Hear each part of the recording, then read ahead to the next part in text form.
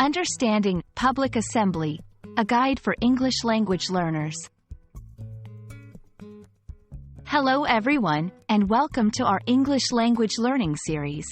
Today, we're going to explore the meaning and usage of the phrase, public assembly. This is a term you might encounter in news, legal discussions, or in everyday conversation. Let's dive into what it means and how you can use it effectively in English. Public assembly refers to a gathering of people in a public space for a specific purpose.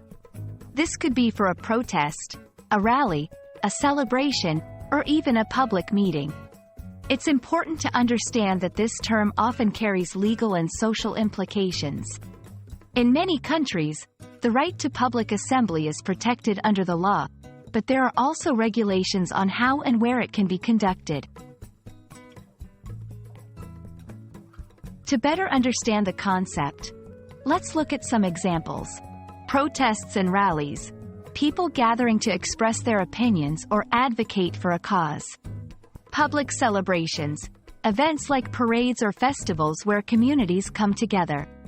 Town hall meetings, where members of a community meet to discuss local issues. In each of these examples, the key elements are public space and group gathering with a common purpose.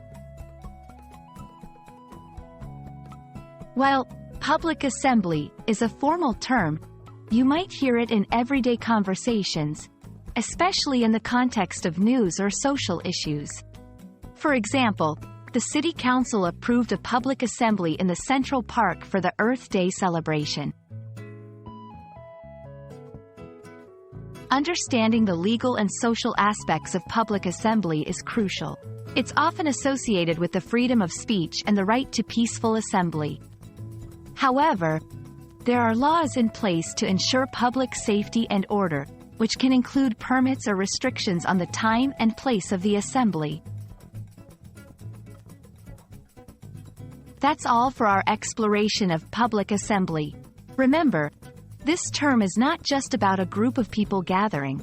It's about the rights, responsibilities, and social dynamics that come with it. We hope this video has been informative and helps you understand and use this phrase confidently in your English conversations. See you in our next video.